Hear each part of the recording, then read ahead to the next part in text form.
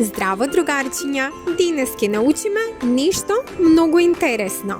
Како правилно да пренесеме дел од зборот во нов ред. Понекогаш, кога пишуваме, нема доволно место на крајот од редот за да ги собере сите зборови. Затоа мораме да го пренесеме зборот во следниот ред. Ама не може тоа како било, постојат правила. Еве ги правилата што треба да ги запомниме. Дел од зборот го пренесуваме таму каде што завршува слогот.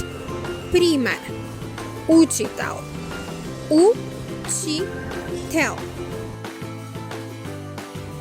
На крајот од редот ставаме цртичка, а во новиот ред го пишуваме остатокот од зборот.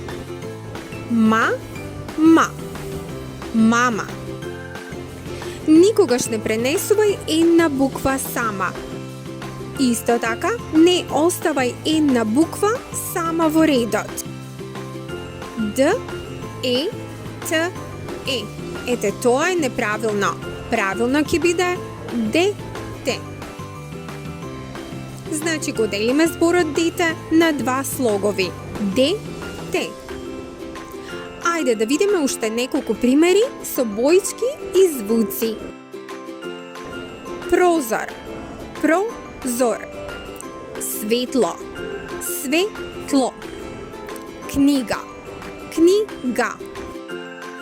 Работа, работа.